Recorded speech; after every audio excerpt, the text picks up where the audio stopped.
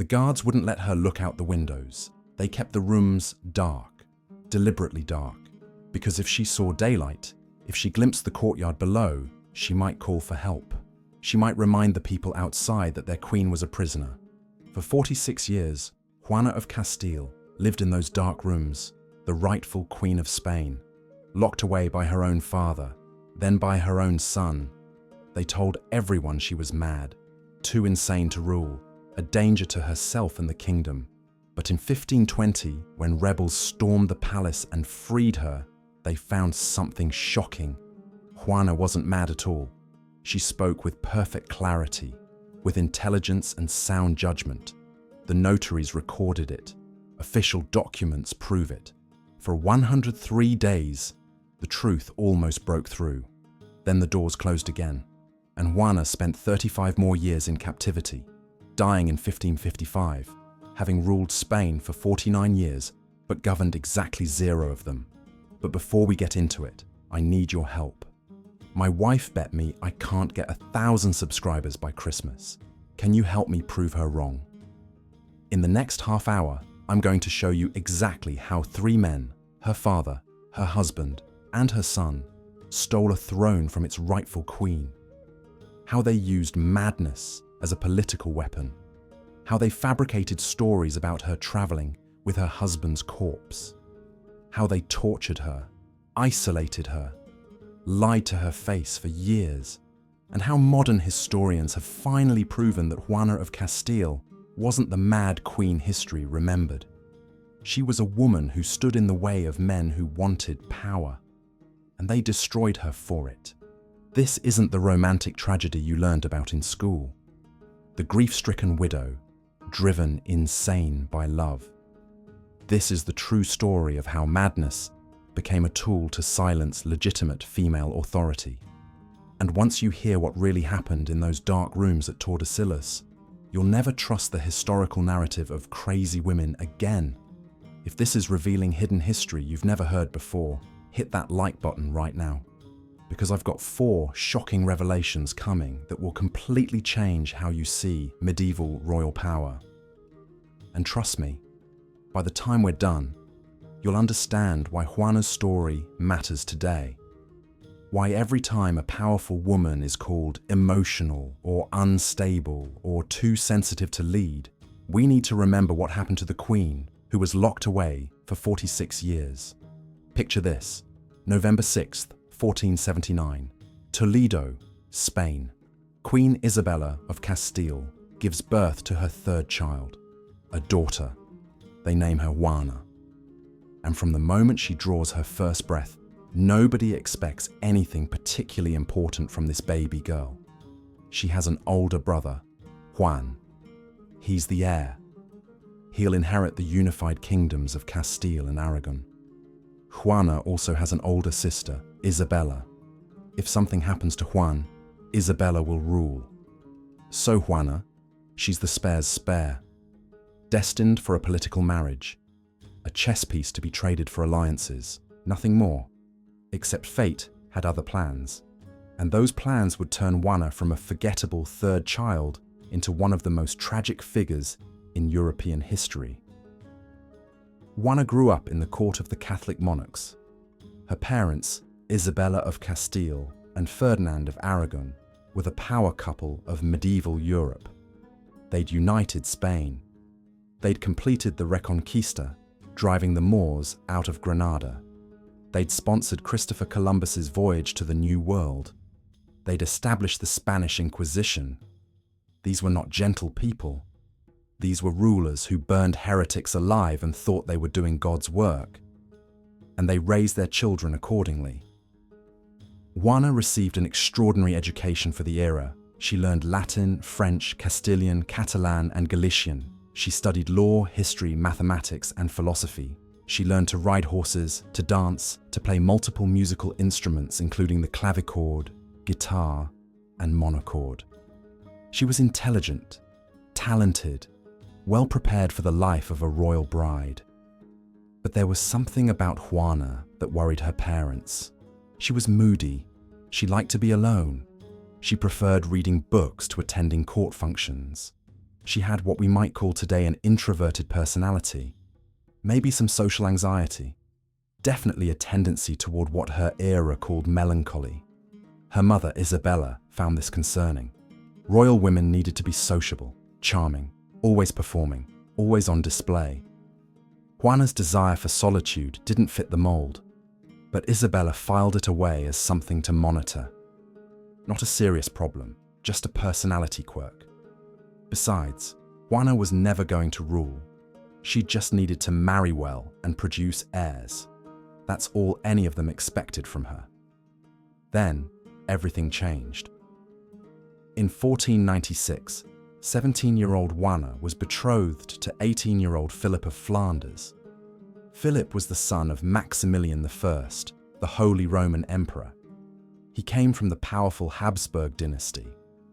The marriage was a political masterstroke, uniting the Spanish and Habsburg families, creating an alliance against France. Juana left Spain in August 1496, traveling through storms and dangerous seas to reach Flanders. When she finally arrived, exhausted and seasick, she met her future husband for the first time.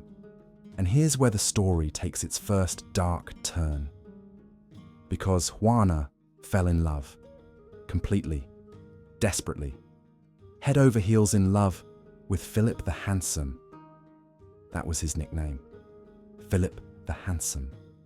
Though if you look at his portraits, the name seems generous at best. He had pale skin, light eyes, fair hair. He looked honestly like any other Habsburg prince, inbred features and all. But Juana saw something in him. She was smitten. The attraction was physical, passionate, all-consuming.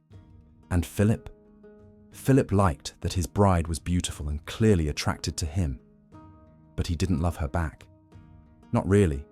He enjoyed the sex. He appreciated that she was pregnant within months of their marriage. But Philip the Handsome was faithful to one person only, himself. He had mistresses, lots of mistresses. He flaunted them. He'd leave Juana's bed and go straight to his lover's chambers. He'd appear at court functions with women who were obviously his mistresses. He'd humiliate Juana publicly. And when she got upset about it, when she cried or screamed or demanded he show her basic respect, Philip would abandon her, just leave, sometimes for days, sometimes for weeks, telling everyone that his wife was crazy, too emotional, too jealous, unable to control herself. This was Philip's first weapon against Juana. Gaslighting, making her seem unstable by provoking her and then publicizing her reactions. And it worked, because Juana's responses to his abuse were intense. She would throw herself against walls in despair. She would cry until she couldn't breathe. She would refuse to eat or sleep. She was suffering what we'd now recognize as severe depression and anxiety, exacerbated by constant pregnancy. Because between 1498 and 1507, Juana gave birth 6 times. Eleanor in 1498, Charles in 1500, Isabella in 1501, Ferdinand in 1503, Mary in 1505, Catherine in 1507, 6 children in 9 years, while dealing with a husband who cheated on her constantly, gaslighted her, and was actively spreading rumors that she was insane. Is it any wonder she was having breakdowns? But then came the deaths that changed everything. First, in 1497, Juana's older brother Juan died. He was 19 years old. Suddenly, the heir to Spain was gone. 2 months later, Juan's widow gave birth to a stillborn daughter, the backup heir, gone before she was even born. A year later, in 1498, Juana's older sister Isabella died in childbirth. Isabella had a son, little Miguel. He became the new heir. But in 1500, 2-year-old Miguel died. And suddenly, shockingly, unexpectedly, Juana of Castile was the heiress to Spain. This moody, introverted, supposedly unstable third child was now first in line to inherit one of the most powerful kingdoms in Europe. Nobody had prepared for this, least of all Juana herself. In 1502, Juana and Philip traveled to Spain. She was there to be officially recognized as Princess of Asturias, the title given to the heir to the throne of Castile. The Spanish court got its first real look at the future queen, and what they saw concerned them. Juana seemed fragile. She'd suffered what appeared to be a nervous breakdown earlier that year. She was pregnant with her third child.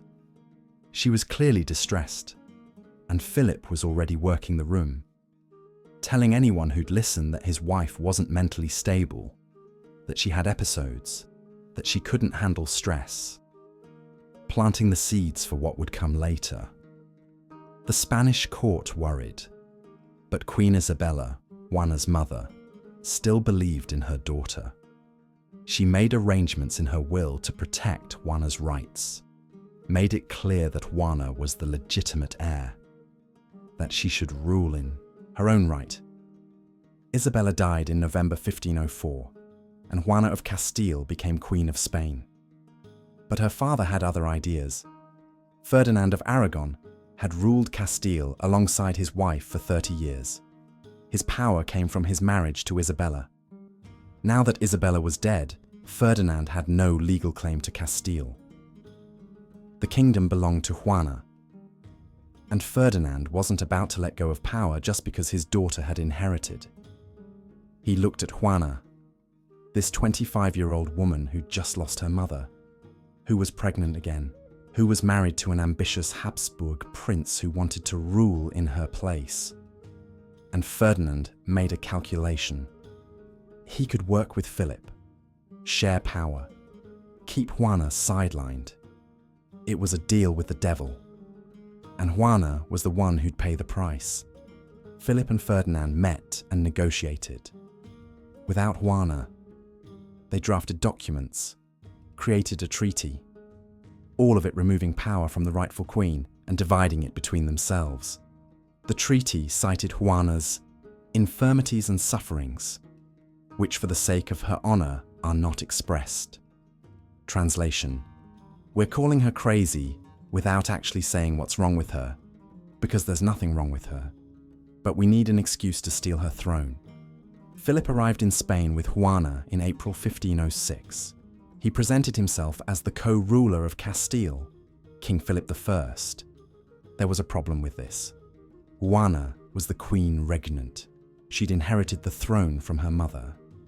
Philip was only king because he was married to her. He had no independent claim, but Philip didn't care about legal niceties. He had an army. He had Ferdinand's reluctant cooperation. And he had a wife everyone believed was mad. For a few months, Philip ruled Castile, making decisions, issuing decrees, keeping Juana isolated. She tried to exercise her authority, tried to revoke some of Philip's grants, tried to assert that she was the actual monarch. Nobody listened. And then, in September 1506, Philip died. Suddenly, unexpectedly. The official cause was typhoid fever, but there were rumors, whispers that Ferdinand had poisoned him. We'll never know the truth, but Philip the Handsome was dead at 28 years old, and Juana was a widow, pregnant with their 6th child, devastated by grief. And this is where the legend of Juana the Mad was really born, because after Philip died, Juana refused to bury him immediately. She kept his coffin near her, had it placed in churches where she was staying, traveled with it when she moved, and the stories that grew from this, the stories that would haunt Juana for the next 500 years, were grotesque. They said she traveled across Castile with Philip's embalmed corpse, that she opened the coffin repeatedly to look at him, to embrace him, to kiss his feet, that she slept next to the coffin, ate meals with it at her table, talked to Philip's body as if he were alive, that she forbade any women from coming near the coffin out of posthumous jealousy. It's the perfect Gothic horror story, the Mad Queen and her dead husband. It's also almost completely false.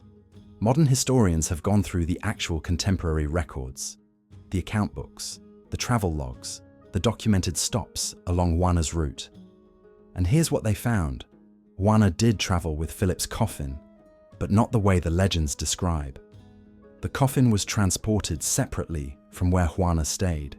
It was kept in churches for religious reasons, awaiting proper burial in Granada.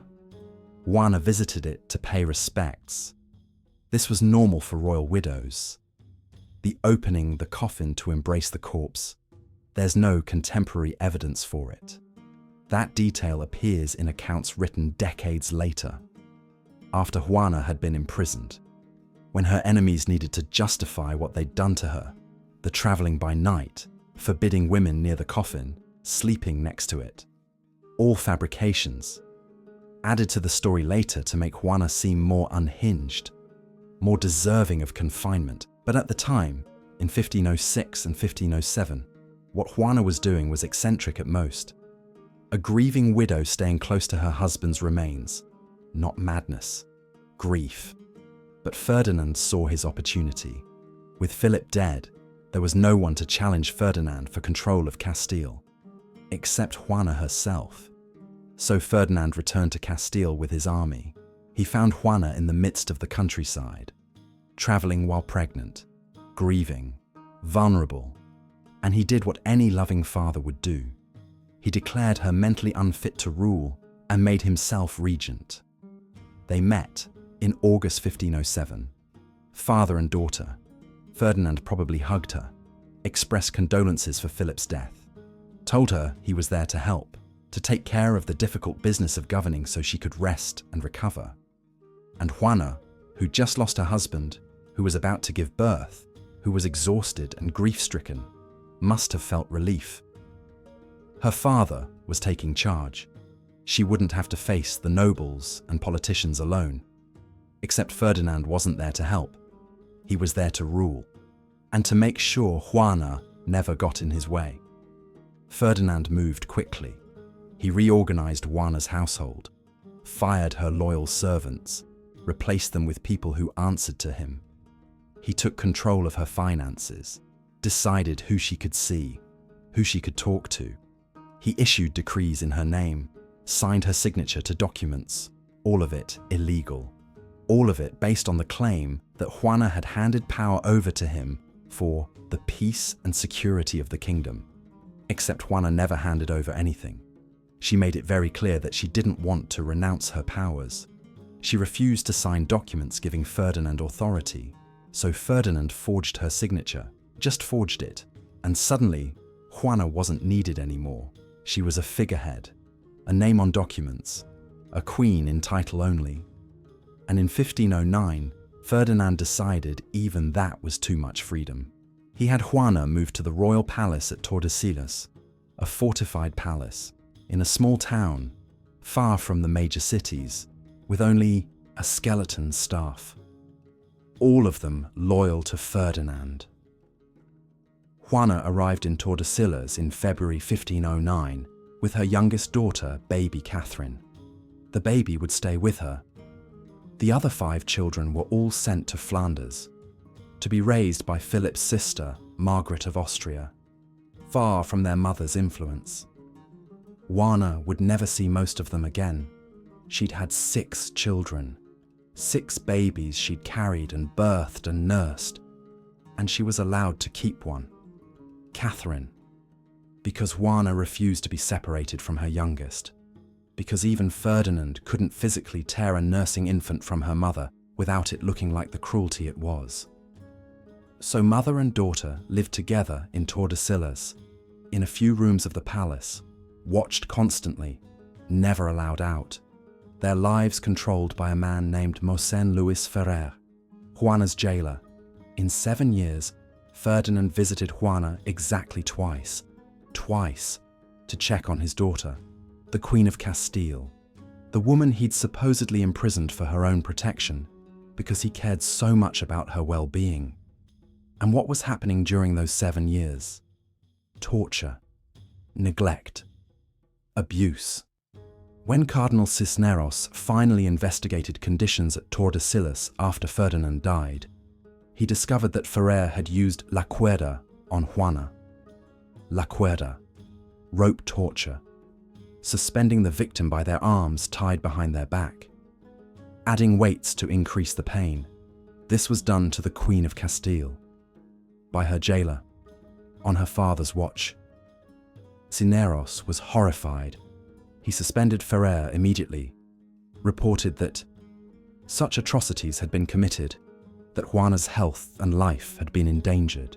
But by then, it was too late to undo the damage.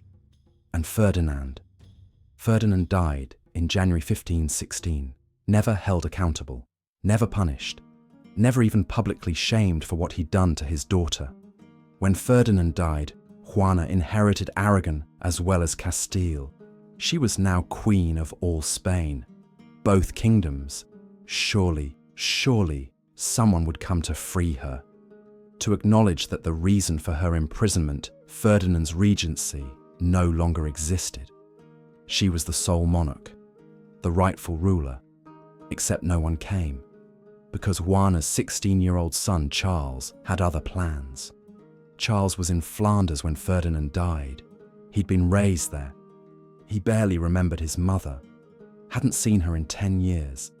Everything he knew about Juana came from what Philip and Ferdinand had told him, that she was mad, incapable, a danger.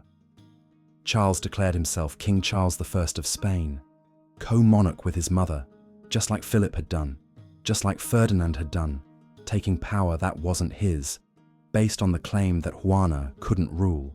Charles arrived in Spain in 1517. He was 17 years old.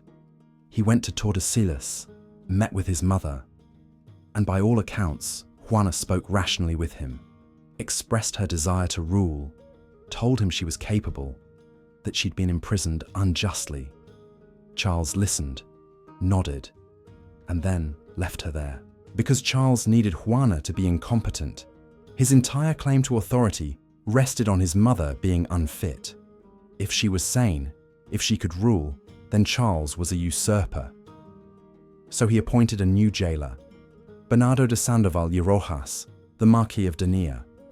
And the conditions at Tordesillas got even worse. The Marquis of Denia was a specialist in gaslighting and isolation. He kept Juana in dark rooms, literally dark. The windows were kept shuttered so she couldn't see out, couldn't wave to people in the courtyard below, couldn't call for help.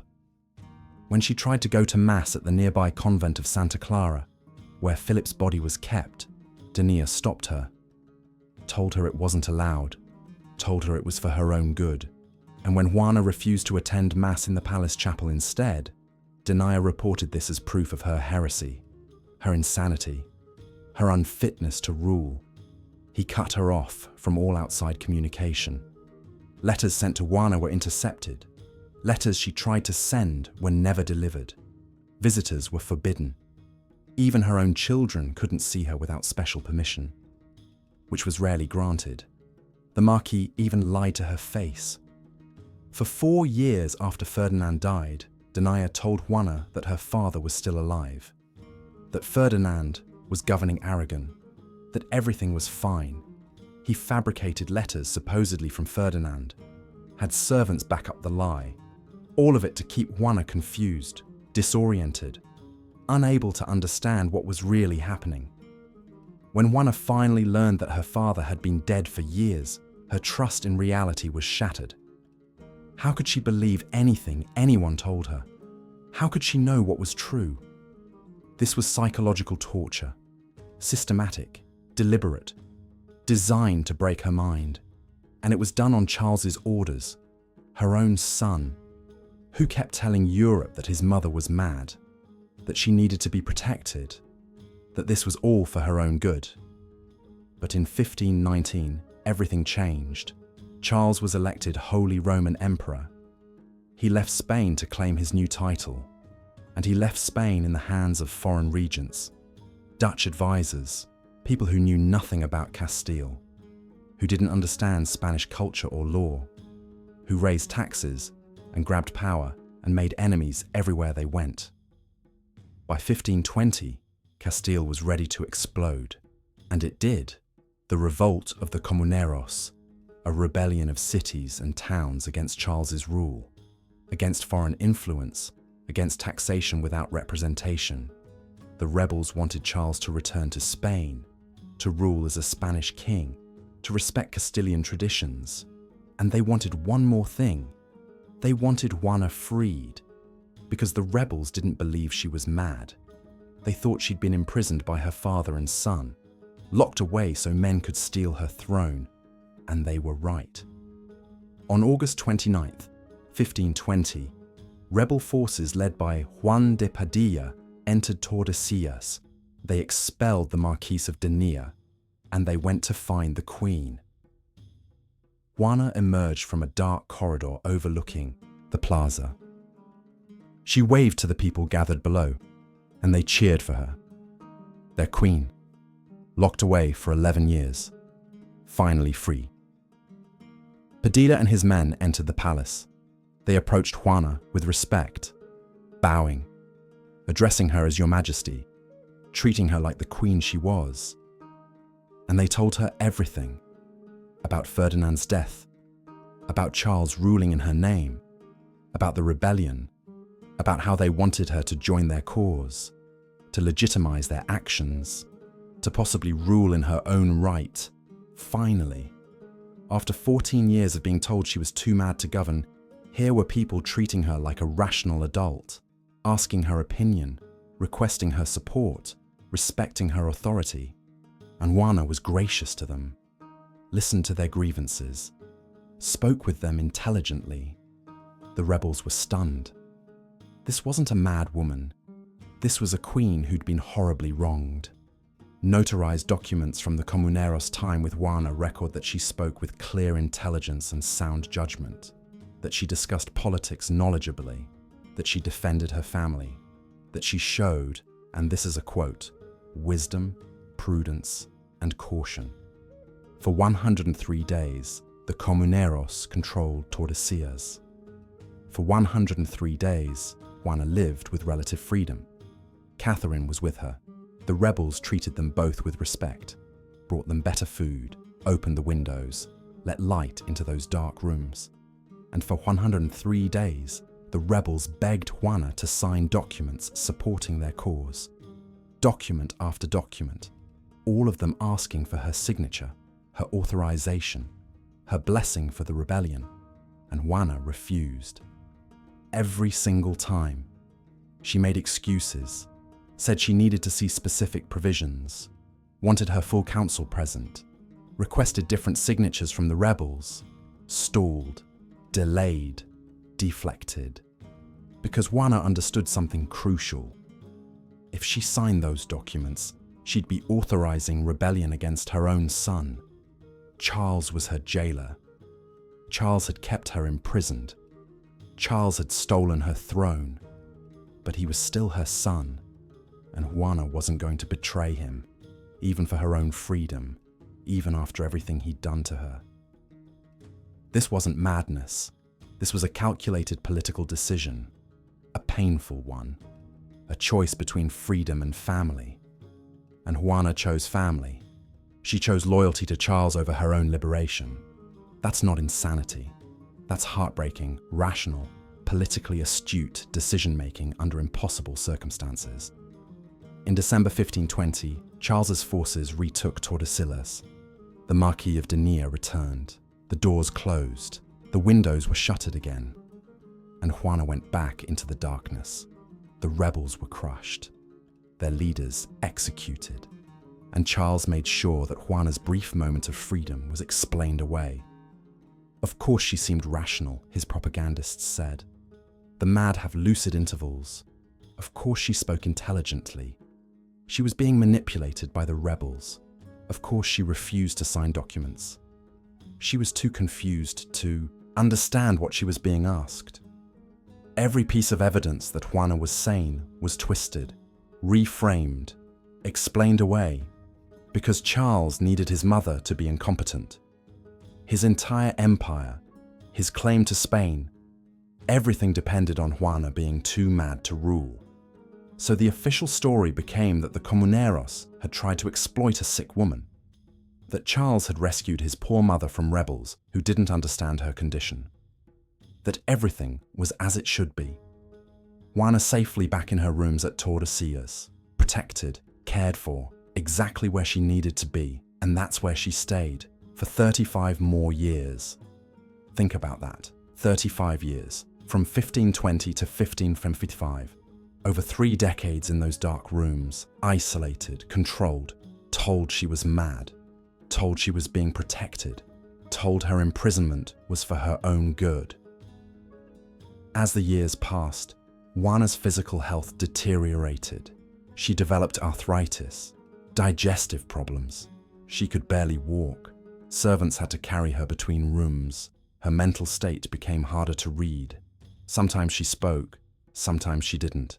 Sometimes she seemed aware of her surroundings. Sometimes she seemed lost in her own thoughts. Was this madness? Or was this the natural result of decades of isolation, abuse, and psychological torture? Was this mental illness? Or was this what happens when you lock someone in dark rooms for 35 years and tell them they're insane? Modern psychologists would call it institutionalization. When people who are imprisoned long enough start exhibiting symptoms that look like mental illness, not because they're mad, but because isolation and captivity destroy the human psyche. Juana wasn't born mad. She was made that way by her father, by her husband, by her son, by 46 years in a cage. Her son Charles ruled as King of Spain and Holy Roman Emperor. He commanded armies, signed treaties, married off his siblings, governed one of the largest empires in human history, all in his mother's name, all while keeping her locked away, and everyone just accepted it. The kings of Europe, the Pope, the nobles, the clergy, all of them accepted that Juana was too mad to rule, that Charles was doing the right thing, that a queen could be imprisoned for life based on nothing more than her male relative's word that she wasn't competent. By the 1540s, Juana was in her 60s. She'd spent more of her life in prison than she'd spent free.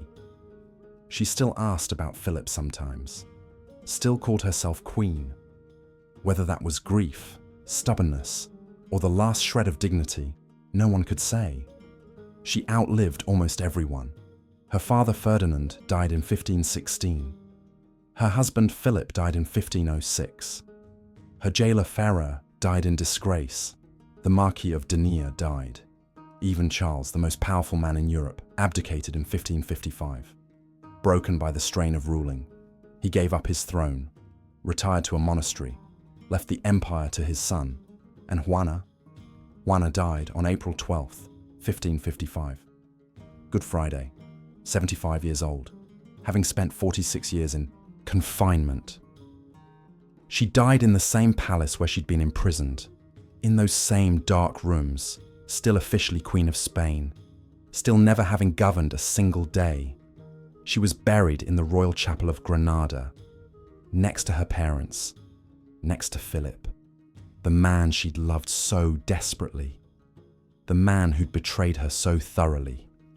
And history remembered her as Juana la Loca, Joanna the Mad, the crazy queen, the woman who went insane from grief and had to be locked away for her own protection. That story endured for 500 years. Operas were written about her. Paintings depicted her wandering with Philip's corpse. She became a romantic symbol, the tragic widow driven mad by love. It's a compelling story. It's also a lie. Modern historians have torn that narrative apart.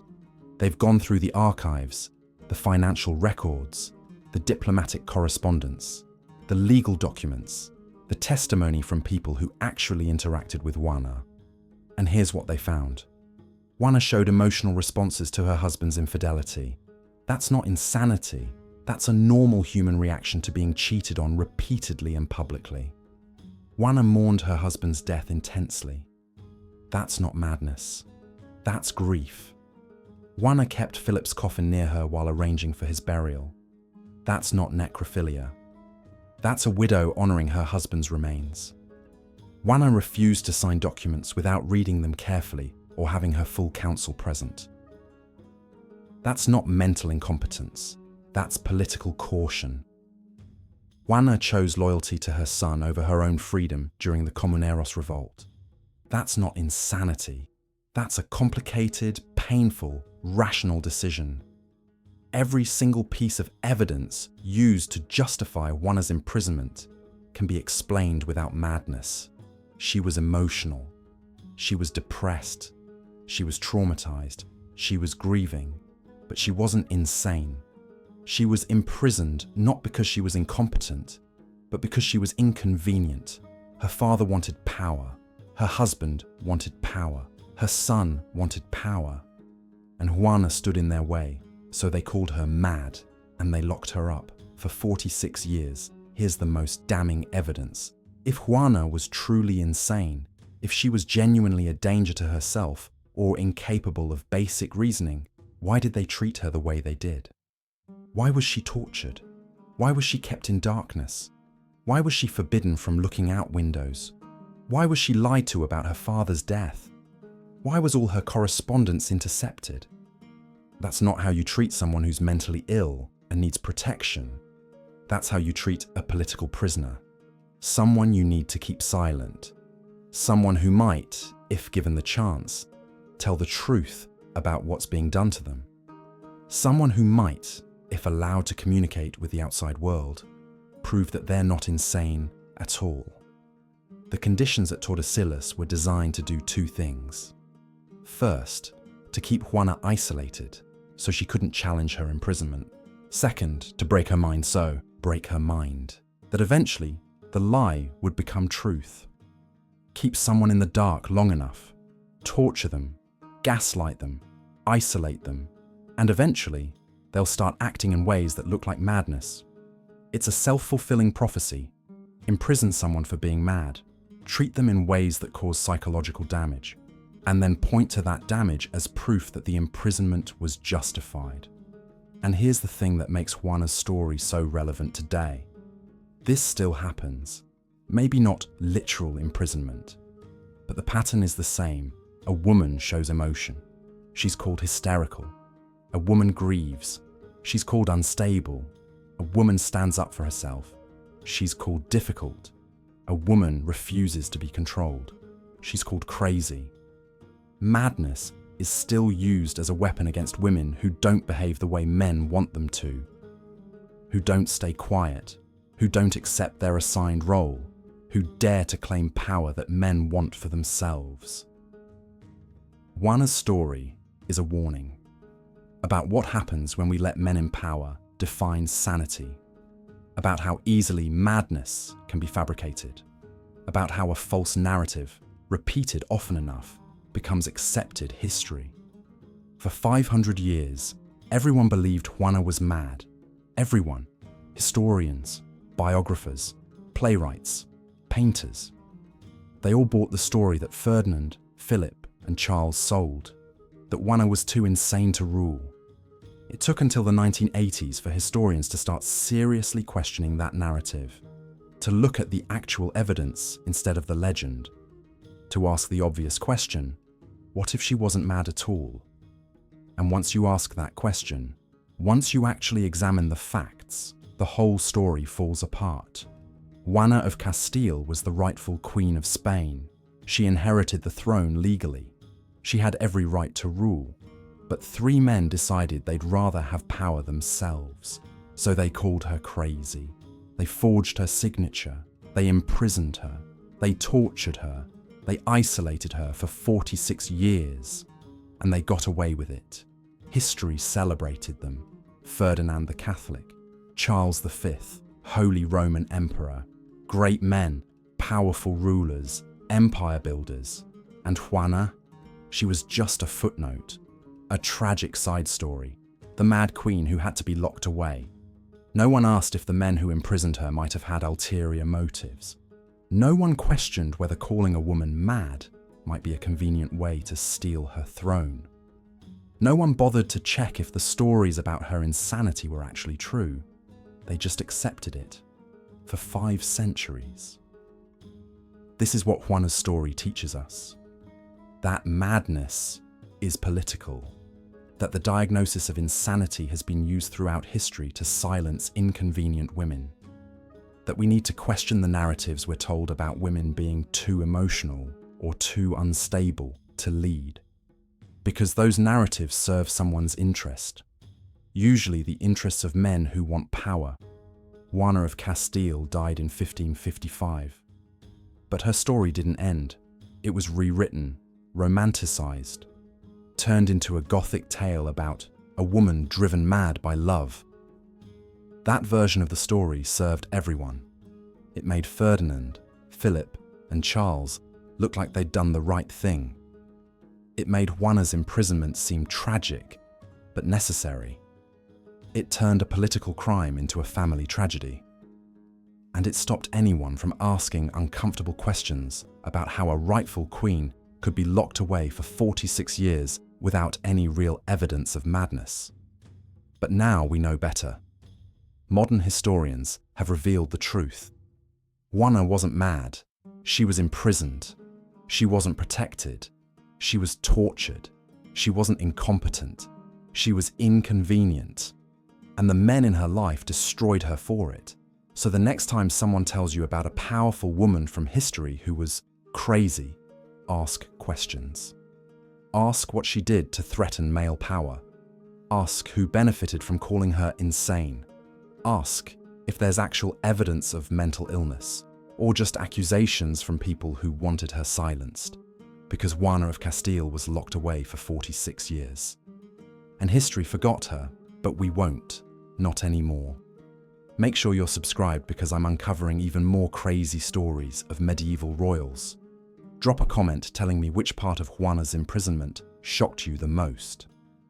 Because this story matters, not just as history, but as a reminder that madness has always been a weapon against women who refuse to be silenced. And I'll see you in the next investigation.